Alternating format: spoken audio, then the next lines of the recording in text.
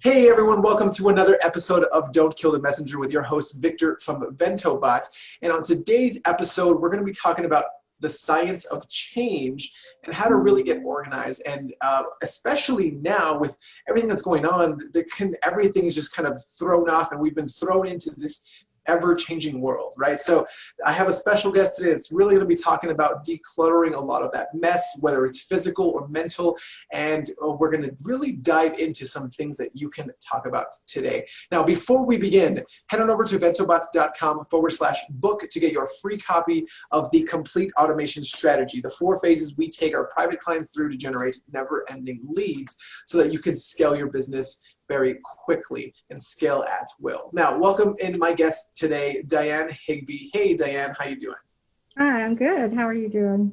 Fantastic. So you and I met at like a JV mastermind, which normally is in person, but with everything going on, it was a virtual event, and it was the first one that was virtual, and it was pretty fun to have. It was a pretty cool experience.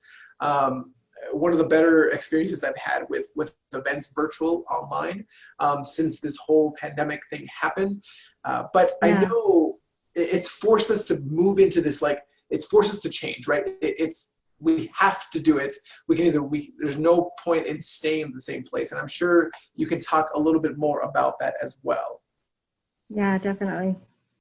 So we have a tendency to get so much going on in our lives that we just have so much, you could call it clutter, call it overwhelm, whatever. Can I tell you a little story? Yeah, absolutely. So I started my business actually in 2016, and didn't really have a lot of knowledge about how to leverage myself. So I was doing a lot of stuff. I was doing my own website, and I was trying to learn how to speak on stage and this and that. And just really doing so much. And I asked my mentor, I says, how do you do it all? How do you try to learn how to speak on stage and try to learn how to, do everything that you're doing? And of course, I would hear the word leverage a lot. Yeah. But I, starting out, not having a lot of money, still doing it all. But what happened was in 2018, I was in Cambodia riding a bike in the jungle, and I fell. And I put a hole in my legs, just a little teeny hole. Uh-huh. But I got infected, and it put me literally in bed for about 4 months. And I had to learn how to walk all over again, the whole thing. And so going from doing so much stuff to where I was just totally not getting anywhere, to just bam, nothing, laying around in bed. And, after the pain, after I kind of started feeling better, I thought, this is kind of nice. I'm not doing, so much. And so it taught me a lesson about not getting so overwhelmed. And so I developed some strategies how to do that. Okay. Basically, people don't know how to say no. I think we just put too much on our plate. Yeah, I definitely resonate with that. Early on, I had a lot of trouble saying no. I would be like, yeah, opportunity, yeah, opportunity, yeah, opportunity, and then very quickly you start to move into this, like, uh-oh. Yeah. Yeah, I heard that in a joint venture yesterday. Someone called it Zoom fatigue. So that's where we are with, with COVID and everybody doing a lot of Zoom meetings. And I enjoy like the joint venture that we were at. That was really enjoyable because there were so many people and we were learning so many things all at once. But you have to learn how to not try and do everything that everyone asks you to do, because people will have a tendency to go to way too many meetings. I mean, how many things do you have on your schedule right now that you can eliminate? And so there's kind of 3 E's. So one of the things I like to start out with is evaluating what's really important to you. And I always have my clients write down a list of like 10 or 5 or 10 things that are really important. I'm not talking about goals. I'm Right. talking about values. Freedom is important to me. My family, laughter. I love having a good time. You know, those things are Yeah. important to me. And so, and of course my business is important. And so then you have to look at this list, and then you have to evaluate what you need to accomplish this list without getting too much stuff. So you Mm. have to eliminate. That's the second E. Eliminate anything that isn't going to get you towards your goals. And that kind of goes along with anything that you're doing, whether it's decluttering your house, your Yeah. closet, whatever. Just eliminate stuff. I And get that, because at least that's very interesting to think about with evaluating first what's important. And again, like I love that you mentioned like not like a list of what you need to do, like not tasks, right? But like what do you truly value, right? For me, I know it's time with my daughters. It's also time with my wife. You know, like I realized very early on when I was taking on way too much, that really suffered. And so it created a strain, and I realized very quickly, like I can't do that. Time with my wife is super important. So those two things are very important to me. But then eliminating things, like you said, that don't help you to actually enjoy those things that you find value in. I think that's hard for a lot of people. yeah. So that is hard. And it's especially hard when you're trying something new or trying to change. It's to figure out, you know, what it is that you need to do. And Absolutely.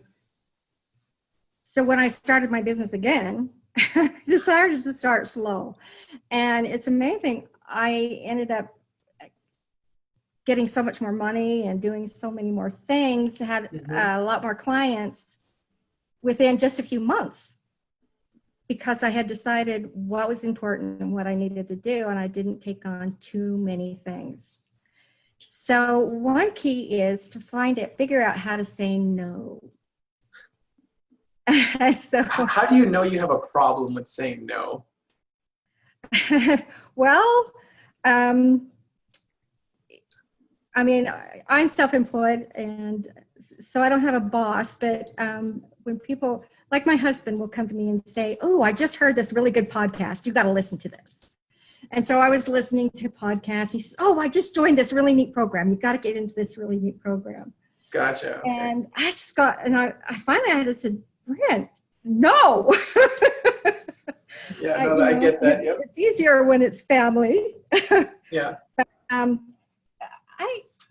I kind of, after the joint venture, I had a lot of people calling me and wanting me to get involved in what their program is. They wanted me to buy this program, that program. And some of them I was kind of interested in, but I wrote this letter or email back. I'd like to read it to you.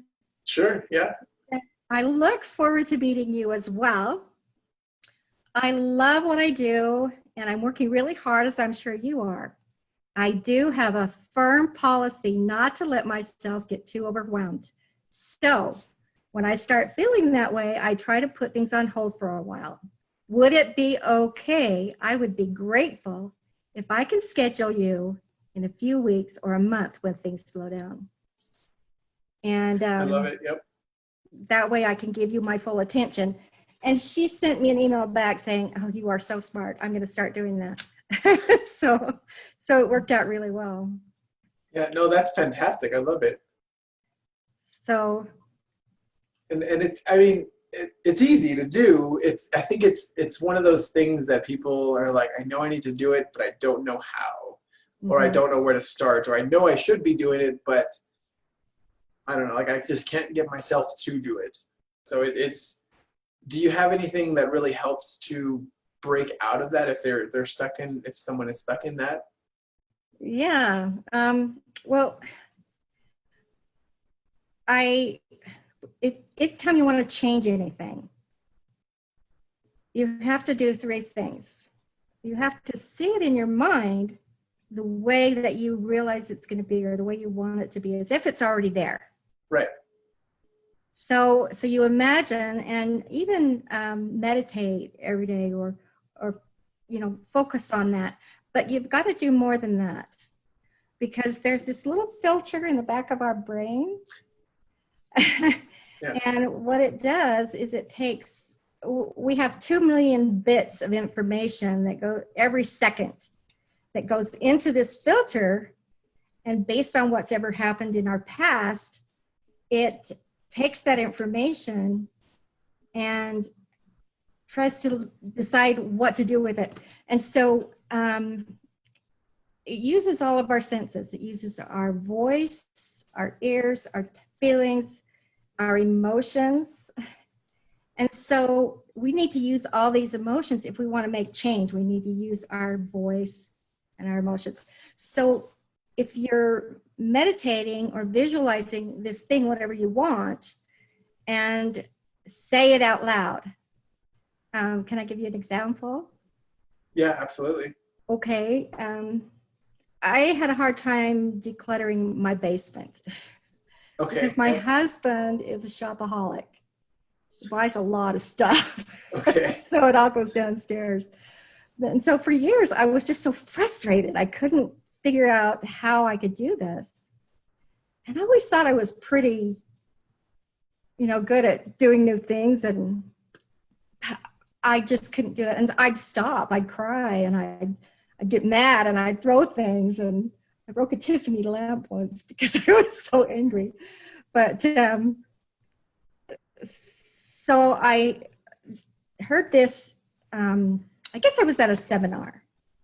Yeah. And I heard this guy say, that you have to see it, you have to say it, and you have to feel it. So I went down in my basement and I said, hey, I need to make change. And so I looked at this room and I said, I love this storage room. I was seeing it as if it was already decluttered. And this storage room is so nice. There's none of these boxes here. There's none of these shelves here. I don't need those. And this floor is so clean. I can roller skate on it. And okay. You really have to get the emotions involved, because it's the emotions that make it stick. So, for instance, if you want to eliminate certain things from your life, you need to visualize things the way that you want them, the things that are important, the things that you value, and then say it out loud, and then get emotional about it. I want to have time in my life to go out and ride my horses every day. Ooh, I can see myself doing that, and I am having so much fun. So you have to, in order to be able to do that, I had to eliminate some stuff. Okay. Yeah, you have to start really going in and pulling things out and saying, like, okay, I don't need this, I don't need that. Yeah. Look at your schedule, look at your calendar, see what you've got, and figure out what you can take out. Yep. I love it. So what's that 30? Because we started, I realized I kind of stopped that progress there. It was evaluation, elimination, and what else? The third item is, okay, so eliminate, evaluate, and I'm going to cheat because the third word is escaping me for a second here. Oh, explore. Explore. Explore the possibilities. Explore what the possibilities are when you learn how to eliminate these things from your life. I have this really good book that I just love. It's called Essentialism. It's written by Greg McCowan. And there's one little place in here that I love this quote from him. It says, we do things that we detest to buy things we don't need with money we don't have to impress people we don't like. I heard that before, yeah. So we need to avoid saying I have to, because I have to is a choice is not a thing. We need to be able to choose. Our choices are important. So I have to, you're eliminating your choice. You can say, I choose to do this, and you've got your choices back. I like that, because I used to have a lot of that as well. I used to say like, oh, I have to do this, I have to do that.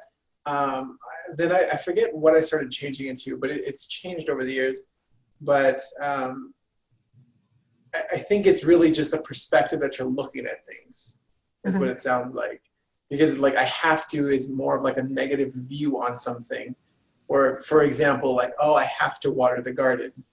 Like, well, yeah, I mean, like it's got to be done, but like, why do you have to do it? If you don't want to do it, then don't have a garden. Or you can switch the perspective by saying like, I get to water the garden today, and I get to see the plants grow, and I get to like harvest it. You know, like it's more of a positive flip on how you. And I resonate with that a lot as far as really changing how like the words we used.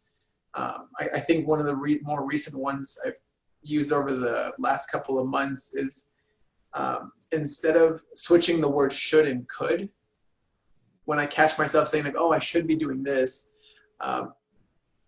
I really switch it back to saying like, well, I could be doing this because it is overall a decision that I make. It's like, and I know like we're getting into this whole like, oh, I've heard people say it all the time, to stop shoulding yourself. But it's like, it's like there's things that we don't necessarily think about until someone points it out to you. So do you have a way to really self-identify if you're doing that to yourself? Because I feel like once you're stuck in that like that rut or that hamster wheel, it's hard to really pull yourself out of it without some type of intervention or someone really pointing it out to you. Yeah, it's you really need to think about, again, go back to all those things that are really, really important. Gotcha, the values. And think, okay, every time you do something, think, is this in line with what my goals, what my values are? And if it's not, don't do it. And it's amazing. I think people don't realize that it's okay to take a nap every day. It's okay to just do what you want, because people get so involved and so busy that it's you know, like exercising every morning. And what you said about just a few minutes ago, you were like with the garden. With the garden, yeah. That kind of goes along with exploring. Try and find easier, faster ways to do things. For instance, for my garden, I kind of got tired of watering it every day, and I went and got a dripper system. I don't have to water it anymore.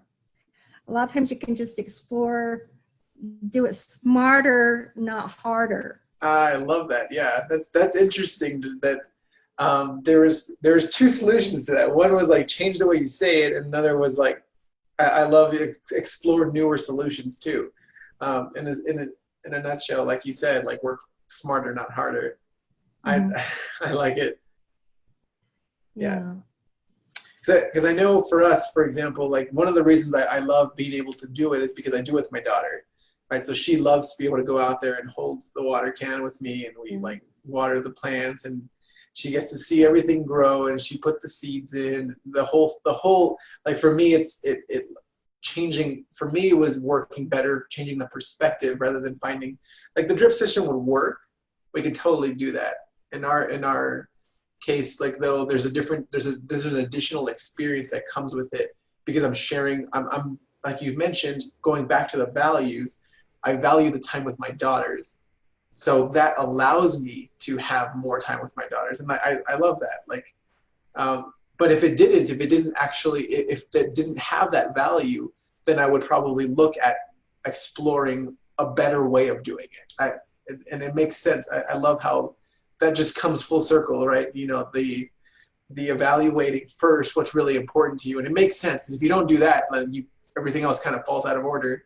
And then eliminating the things that don't allow you to have those values, and then exploring ways that either help to have more of those values, or to do more of those values, or to explore ways to get rid of things that stop you or prevent you from really focusing on your values? Yeah.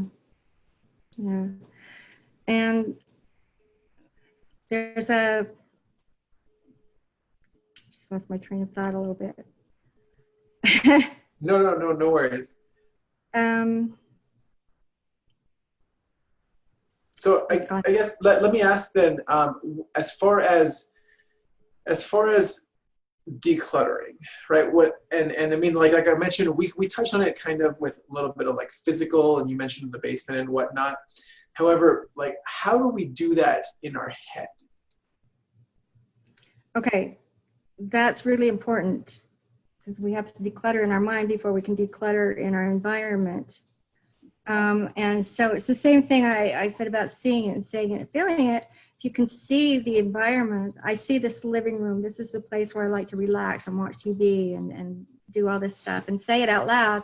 You need to do that over and over again. Yep. Because if you go into a cluttered space, think about how you feel emotionally. It's pretty depressing a lot of times. Yeah. And so if you can clean up your environment, think about how that feels once it's all done. But so how do we not go back to that again? We have to continue to see it and say it. Okay. And so like I actually do a declaration for every room in my house, even my pantry. So that's like cool, yeah. how it feels. And then for 21 days, I'll read that declaration so that when I'm done getting it decluttered, getting it the way I want, that it's beautiful the way I want, and it's not going to go back. Yeah. So it's kind of goes back to this filter in your brain that you see things, and pretty soon this filter is pretty sophisticated. It can block it out. So pretty soon, you put a couple of things on your dresser, or you put a couple of things in your calendar or whatever, and pretty soon you don't see it anymore. You put a few more things there and you don't see it anymore. So your brain kind of wants to take things from the past. And so if you always have clutter and then all of a sudden it's clean, it's cognitive dissonance. Your brain's saying, this doesn't quite feel right. Yeah. And so then it goes back to being cluttered again. So the trick is to make it so that your brain feels cognitive dissonance when there's something out of place, or when you're doing something that you don't really want to do, that you don't really think is important. Interesting. That's interesting to kind of view it from that perspective, because I've been told before, and my mentor has said this to me a couple of times. He's like, one of the reasons my desk is so, like, because it subconsciously, having that physical clutter also clutters your mind. Mm-hmm. Because like it's still there, and you don't, even though like you mentioned, like it's filtered out as you don't really pay attention to it anymore, but it's still there and it affects how you think. You can't be as clear with things yourself when you're thinking through problems. You can't be as creative and whatnot. So I guess that's super important. It's start with the mind, and then the physical will start to really follow with that. That's one of the problems with clutter, is that one of the things that it does is it gives you brain fog. And it's like what you're talking about, you just see the stuff, but you don't recognize what the problem is. But when you have so much clutter, it kind of weighs on you, even though you don't realize it. And so you get this brain fog. So it's like when you go into a room and you forgot what you went in there for, or like what happened to me just a little bit ago, your mind goes into a cul-de-sac and it can't find the way out. Yeah. Stuff like that. So, but there are a lot of effects of clutter. It affects you emotionally. It affects you financially. It affects your health. And it affects, in fact, when I decluttered my house, I have to tell you, this is exciting. I lost 50 pounds and I wasn't even trying.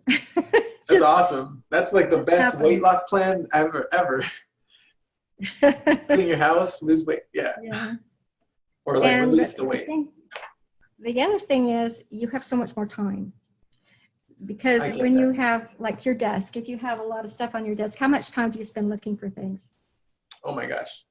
If you, like, I used to spend hours looking for things. 'Cause I'm like, oh my gosh, Yeah. I have this stack of piles over here, pile of paper. Luckily, we've organized it. We actually, what is it? Before this whole pandemic thing happened, we went through this whole like Marie Kondo thing in our house, and that was like getting rid of a lot of stuff. And it was very interesting.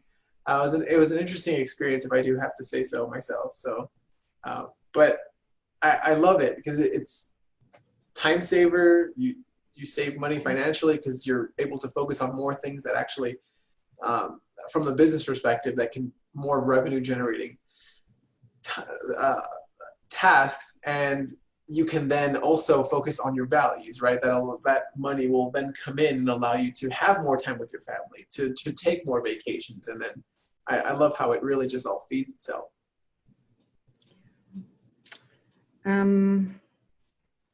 So I know we're kind of we're kind of running up on the time here. However, is there a way for people to really get to know you a little bit more, or to reach out if they have any further questions about like how can I get started with this on my own, or how can I get started with this with you, or what are some things with some starter points, or anything like that you have? Thank you so much for asking. Yeah. Yeah. So I'm really easy to get a hold of.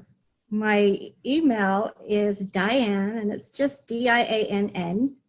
For some reason, my parents decided not to give me the E at the end. So it's Diann at clutterfreeliving.com. Awesome. So just send you an That's my email. email. Yep. And people are welcome to call me and text me. I don't answer the phone if I don't know who it is. I think people are a lot that way. But yeah, call me and text me. I'm happy to answer a text. And it's 244, got to do the area code first, 801 Yep. 244 4555. Awesome. So just shoot you a text, call you, or shoot you an email to reach out to see how they can get started. Thank you again so much for coming on today and really speaking about the decluttering. I know when we talked about it, it was something that was really relevant to me at that time, just because we were finishing up that process. So I was like, it has helped me so much, both on the work side and at home, because with two little ones, I said with two little ones, you're always everything's always kind of a mess, right? So, and you have to re-clean it up. When you have kids. So I have a book called Clutter Free Living. Oh, okay. Yeah, awesome. And so the only way you can get it is to just email me, tell me you want it, and I'll send it to you.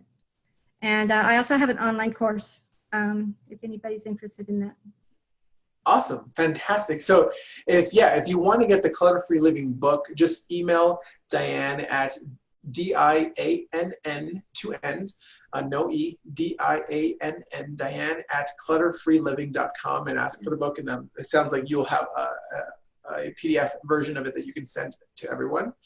And they can get started with decluttering not just their lives, but their mind, and really start to see those benefits from all of that. Awesome. So thank you again, Diann, for coming onto the show today. I really appreciate it. It was a great conversation. And is there any final words that you'd like to impart, or any insight that you'd like to impart on the audience? Just get a lot of freedom and a lot of clarity by decluttering your life. Awesome. I love it. So a lot of freedom and a lot of clarity. That's fantastic. So when you actually finally start to declutter everything and you start to get everything in a more clear view, and you're able to really focus on the revenue generating tasks for your business, that's going to allow you to just expand and scale even faster. And without new incoming people or audience to your world, then you can't scale as fast as you can. You can't scale at will. So head on over to ventobots.com/book to get your free copy of the complete automation strategy, the 4 phases we use to generate never-ending leads. And that way you'll start to be able to bring in those leads as you've decluttered yourself and your business. It allows you to then really scale up even faster and actually do the things that you started the business 4. Now, until next time, I'm Victor with VentoBot, and I will see you on the next episode. Bye.